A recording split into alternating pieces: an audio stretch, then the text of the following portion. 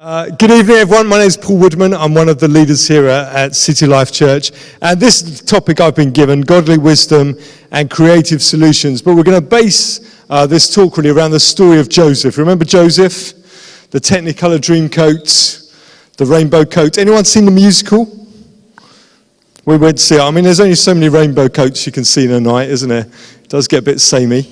But Joseph was one of the brothers, and they picked on him. So we're going to go through that story. He ended up in terrible situations through his life, but it ended up really well. And I think what the story gives us is this sense of even when things are really awful, there's always hope. So that's what I want to pick up on today, that actually whatever our situations are, the real strength that we have as followers of Jesus is hope. As we talked about, as Gus read out, it's a sense that Jesus has shared our sufferings. He's suffered injustice. He's been betrayed by his friends. He was spat upon, mocked, and killed. And he shares our sufferings. But that wasn't the end of it, that he bounced back on the resurrection day, Easter day. And so for us as Christians, even when things seem impossible and miserable, the cross reminds us that anything is possible. We use in our schools, I'm chaplain to 3 schools, been prom season, very busy week with the nails and the hair, keeping myself busy. And it's hard work. It takes a long time, doesn't it? Just get brushed up. It's hard. So we've had prom season, but in our schools we have these 9 words we use as our values, like honesty, joyfulness, patience, considerate. But the one that's often contested the most is the word hopeful. And we use this word hopeful as something to be encouraging our students about. But often the teachers will say, well, we don't want them to hope they do well. We want them to know they'll do well, because it's no good hoping. You've got to actually be determined. And so you rather use words like make every effort that you can 24 hours a day and get all the best grades possible for our school so that we look good. No, they didn't say that. So they want like absolute effort and determination, but hopeful sounds a bit too passive. Do you see what I mean? It sounds a bit too, it'd be nice if I got an A, but see how we go. And then you're still on the Xbox while you're doing it. So I want us to look at the theme of hope, but particularly through the lens of Joseph. So bear with me. Here he is, Joseph. For those of you listening online, it's person in a rainbow coat. And you know the story. It starts off really well for Joseph. There's this dream a couple of dreams where his brothers, his older brothers, because he's one of the younger ones, they bow down to him. So that's every sibling's dream, isn't it? To have their brothers and sisters bow to them and recognize them for the great person they are. So Joseph was overcome with this. And on top of that, he was very handsome. Some writers have said, it's old writers, they said, of all the beauty in the earth, half was given to Joseph and half was spread around the rest of us. So he was handsome. So you can imagine his brothers, they hear he's got his dream, he's really good looking, all the girls like him. And so they decide to kill him. But then a few of the brothers, I won't go into all the details, you can read it. It's at the start of the Bible. It's the longest story in the Bible, from Genesis 37 right at the beginning, right to Genesis 50. They tried to kill him, but a few of the brothers say, no, let's not kill him. Let's just throw him in a pit and leave him for dead. So they were compassionate like that. That's the way the brothers were. So they decided to throw him into a pit, but they thought, we can't really tell our mum and dads we left him down there well, because they'll go and get him. So the best thing for us to do is to pretend that we did kill him, or pretend he got killed somehow. So they got his clothes, the rainbow coat, and they covered it in blood. Then they took it back to the mum and dad and said, sorry about Joseph. He's gone. He's gone. But he wasn't gone. He was in a pit. But as far as the parents knew, that was the end of Joseph. So they're heartbroken. And the brothers, all of them, it's hard to keep a lie, isn't it? But all of them lied about this for years and years and years. So Joseph gets picked up and is sold into slavery. You know the story. And he's miserable. He's in chains and he's trotted off to Egypt.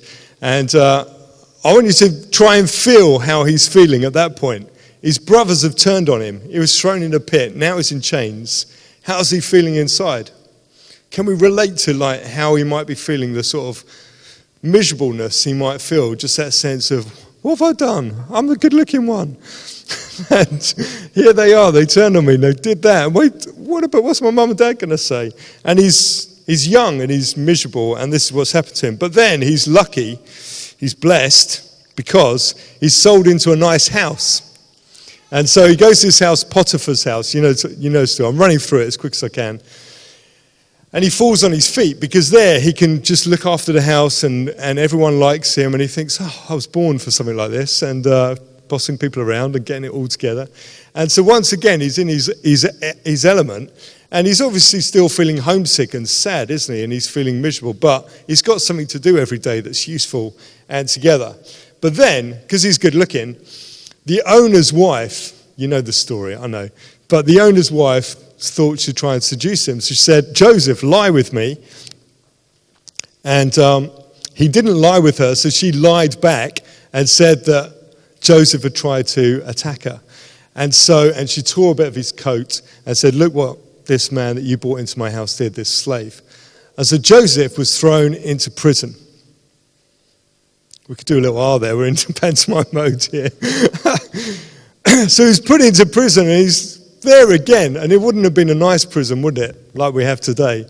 It would have been a miserable prison, and not a lot there. They'd have the bare necessities of life coming to them, just enough to keep them alive.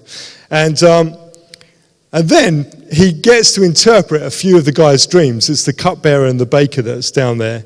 And unfortunately, the one dream is interpreted that the baker is going to die, and that does happen. And the cupbearer says, no, for you, cupbearer, it's really good news. You're going to be in service to the Pharaoh. He's going to forget about your faults, and you're going to be reinstalled. And sure enough, that happens as well. So Joseph's then thinking, this is my big shot. I've got someone who knows that I've interpreted this dream by God's help. And now the Pharaoh himself is going to hear of Joseph, the good-looking one, down in the prison. And maybe, just maybe, I'll help. But a terrible thing happened. The cupbearer was so overjoyed, he forgot to tell the Pharaoh about Joseph. So this dream that happened and how he come about being up there, the cupbearer just completely forgot about it, and left Joseph in prison. Let me just skip through a few slides here. This is the timeline. 17 is sold into Egypt. 30 at 30 years old, so 13 years after his brothers betrayed him, Pharaoh finally grabbed hold of him and said, I want you to lead in Egypt. And then it was another 9 years before his brothers came to see him. So from 17 to 39 is a long time in your life, isn't it? If you've lived that long. If you're under 17, you've yet to find out. That's a big part of your growing up yet to happen. So we go from this part where the dream hasn't been relayed to Pharaoh to him being appointed by this. Pharaoh then has the famous dream. Do you remember the one? The thin cows and the fat cows, the thin cows. So the grape and the harvest, the wheat and the bundles of wheat, and then the slim amount of wheat. So 7 years there's going to be plenty of food, 7 years there's going to be no food.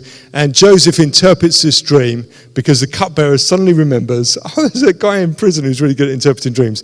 So they bring Joseph up, he has a shave before he comes up, presents himself, and then he interprets the dream to Pharaoh. And Pharaoh says, I've never known such wisdom across any of my leaders, so I'm going to make you in charge of all my affairs here in Egypt. Joseph had this big opportunity years later. So then the thing comes, you know, that the food goes out. Joseph organises it all into storehouses, and he does all the organising of it all. Everyone must have thought, why are we storing up so much food? We could be selling this. But they trusted that Joseph was right, that it was godly wisdom at play, and that all the building of barns and storehouses was worth it because these years of famine were coming, and they believed this word of God was going to happen. And as a result, people came from all over. Once they started getting to the years of famine, so he had these 7 full years, and then once you start getting into the hard years, some people had some to fall back on, but after 2 years, that's when the brothers had to come and ask for food from Egypt. So they come trotting over, and they meet Joseph for the first time. And the story unfolds. Well, imagine it. These were the people that threw you in the pit. They were the ones that ended you up in slavery, ended you up in prison for years.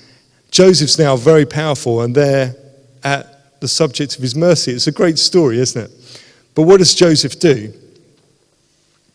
I know you know all this already, but Joseph had a choice. And this is important for us to relay, isn't it? When we think about our past and our history and everything that's happened to us in life, when we were 17 and 15 and 13 and all those years before us, we've got a choice, haven't we? That those experiences are either going to make us bitter or better.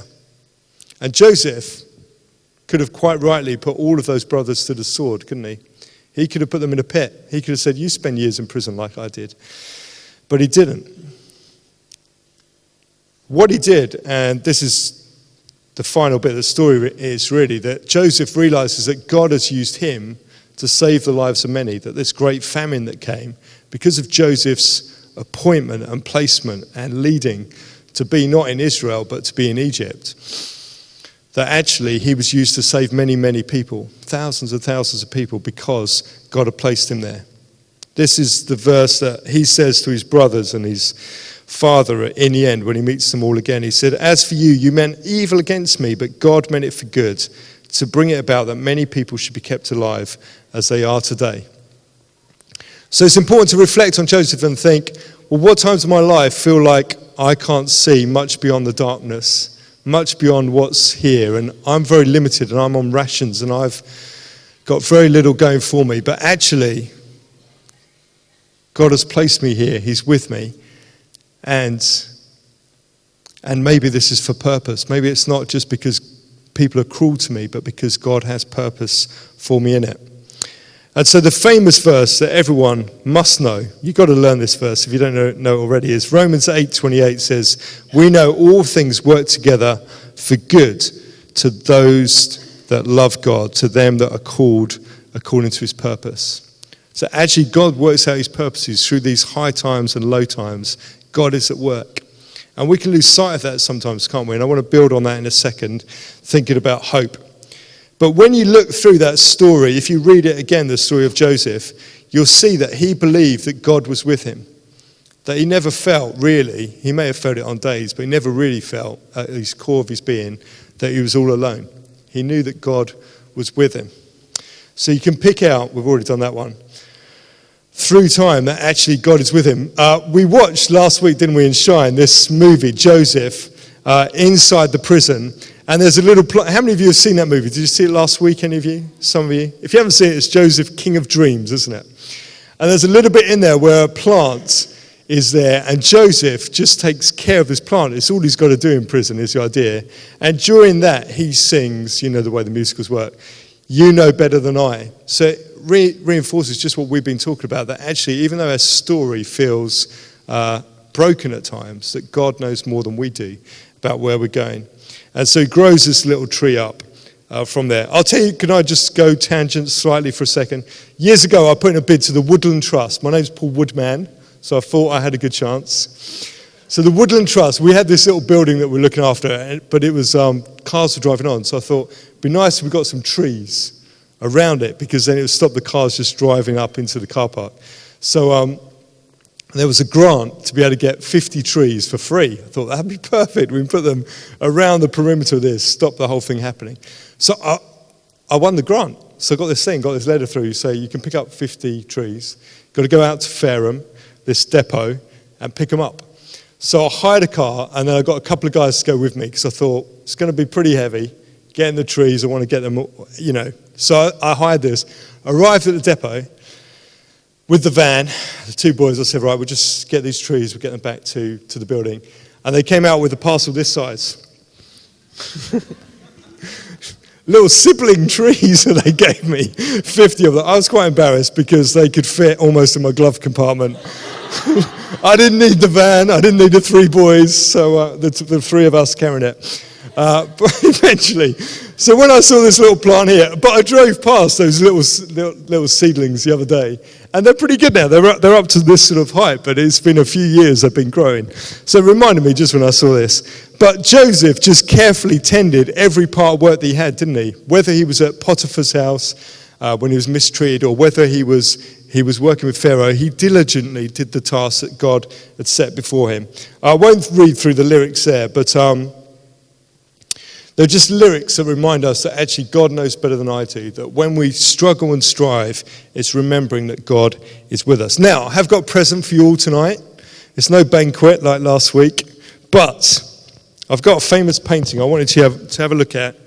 And as you get the painting, have a chat with your neighbour and think, what does this painting describe and depict for you? So, take one each. If you're listening online, the painting is called Hope by George Frederick Watts. And you can Google it, and it's a famous painting, so it just comes up, and they'll work their way back. And I'll put it up on screen as well. But I thought, sometimes on screen it doesn't come up as well as when you print it out.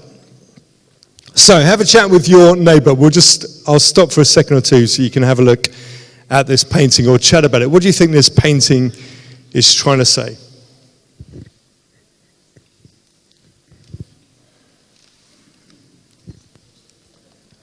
Is it how you imagined hope to look?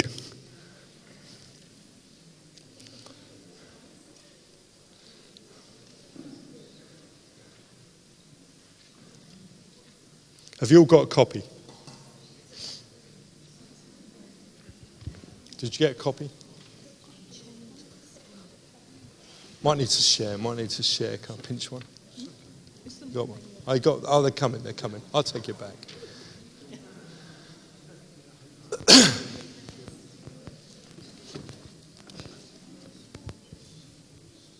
Any thoughts about the painting then? Anyone feeling brave? Going to teacher mode? No? Any thoughts about it? Anything strike you?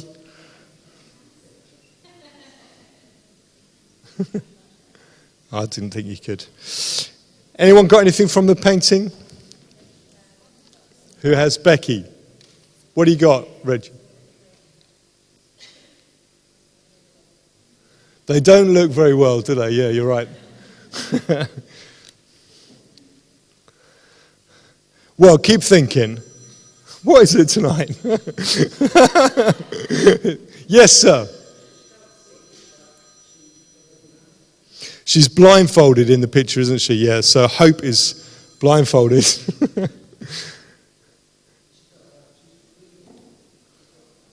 It's a harp that she's holding. Harp.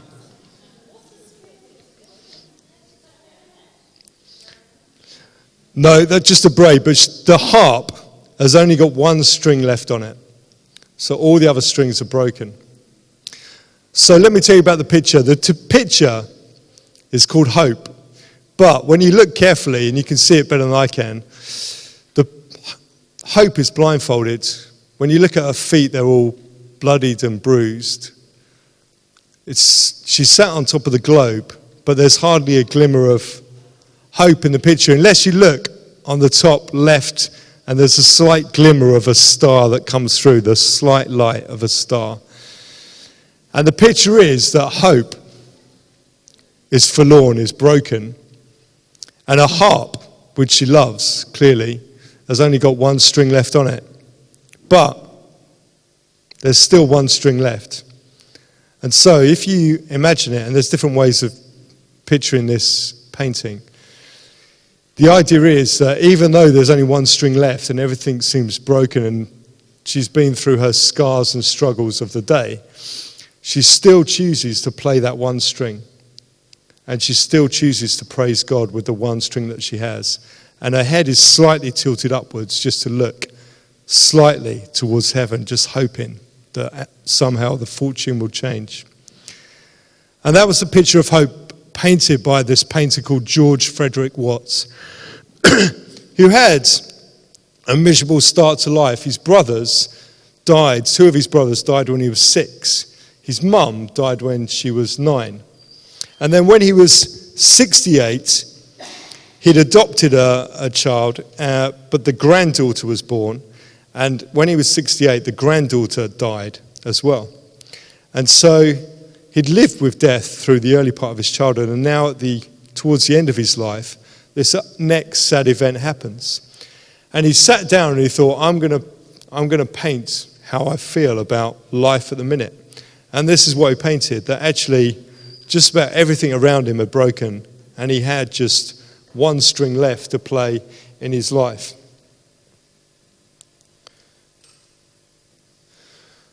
But people have said about the painting, there's still the audacity to play the one string. The audacity of hope was how Barack Obama spoke about this painting. That actually, even when everything feels crestfallen and broken, and when evil is winning, and when everything is broken, and when death seems to prevail, that actually there's still one string left on the harp that we can play. One chance of hope to keep playing. This is what he wrote to his friends. He said, this is the idea I've got for my painting. And he wrote these words. He said, in the world I see nothing but uncertainty, contention or fighting, conflicts, beliefs unsettled, and nothing established in place of them. Then he wrote this. He said, hope sitting on a globe with bandaged eyes playing on a lyre, which has all the strings broken but one, out of which poor little Tinkle, she is going to try to get all the music possible, listening with all her might to hear that little sound. Do you like the idea? And he wrote this in the middle of his misery around his granddaughter and around the bleakness he saw, a Great Depression around that time in England. And so this painting has come and gone in sort of popularity, but it was picked up in 1959 by Martin Luther King, who spoke about it in a famous talk called Shattered Dreams. And he spoke and brought great change into the nation. And the reason why I talk about hope at this point is because it's probably the one thing we've got when it's really bleak in the world or in a situation where somehow we're just, because of the cross and because of the resurrection, we still have hope, don't we? Even when it seems really dire, even when we feel we're definitely going to lose this battle in our heads, but we still have hope to actually rise up and face it again.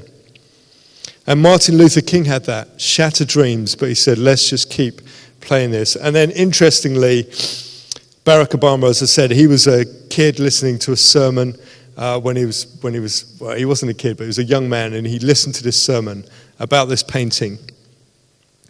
And he thought, I'm going to take that away, and that will be my inaugural speech. So he made an inaugural speech called Hope. And then he wrote the book.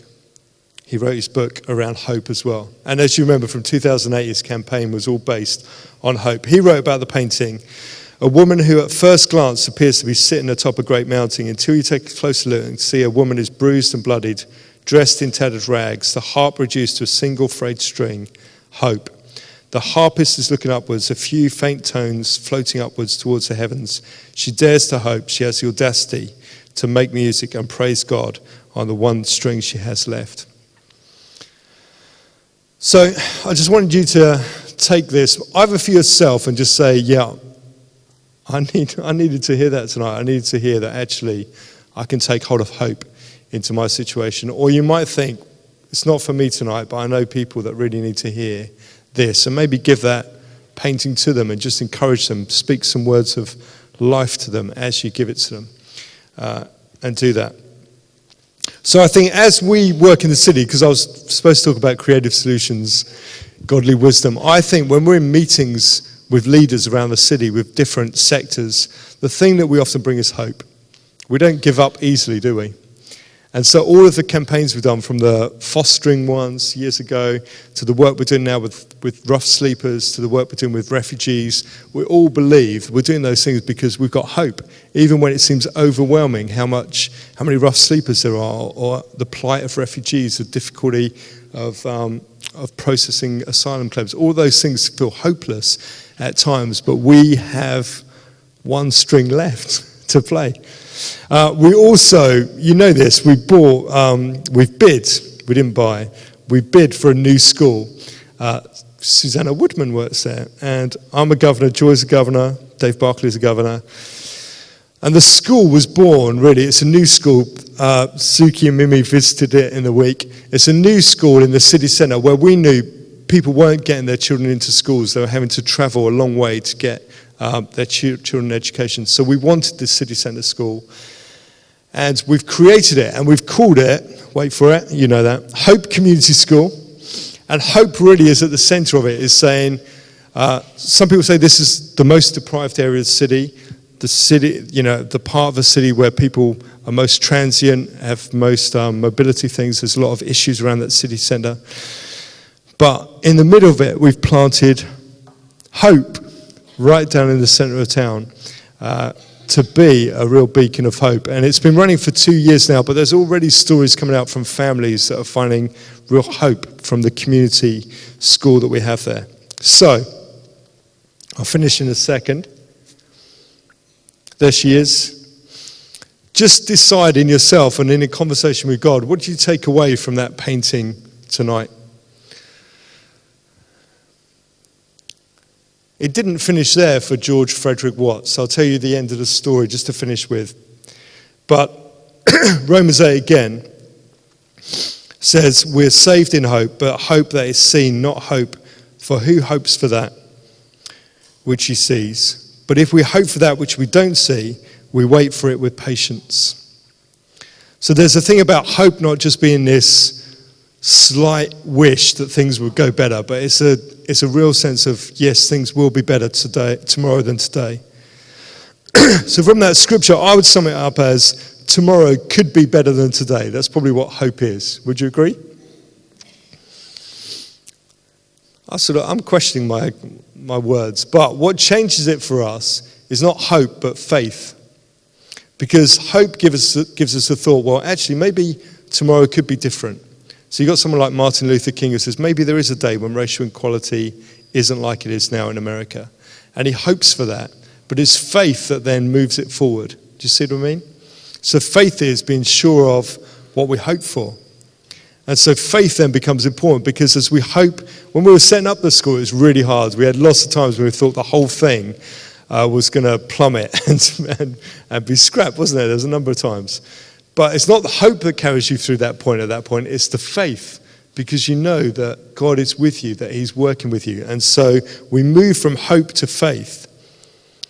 And then really, in that community, once faith has been established, 1 Corinthians 13:13 says, hope, faith, and love. The greatest of these are love. It's hope that gives us that glimmer of light. It's faith that moves us forward. But it's love that people remember. People don't really remember our hope or our faith. They remember our love. And so it's our love through the school community. It's our love in our difficult situations. When we show love to people that are really stressed and anxious, they remember that. They remember that you bring words of hope, but they really remember that you love them and care for them. So an amazing thing happened at the end of this story. And I'm always telling the worship team off for doing old songs. So that here I am, centuries old again with my illustrations. His widow, Mary, wrote this. She said, faith must be the companion of hope. Faith is the substance, the assurance of things hoped for, because it's the evidence of things not seen. So she's quoting Hebrews 11 there, which we read out Hebrews earlier. And then this, I just wanted to show you this. Oh yeah, so defining faith. Faith is confidence or trust in a person or thing or a belief, not based on proof. So we believe it's going to happen. We're sure of it. Hope is being optimistic in our expectation and desire. Faith says it is so now, and hope says that in the future it could happen. Faith is just slightly deeper. The last thing I wanted to show you then, based on faith, hope, and love, 1 Corinthians 13. This was the last painting that he did just before he died, George Frederick Watts. And you'll recognize hope in the background carrying a harp.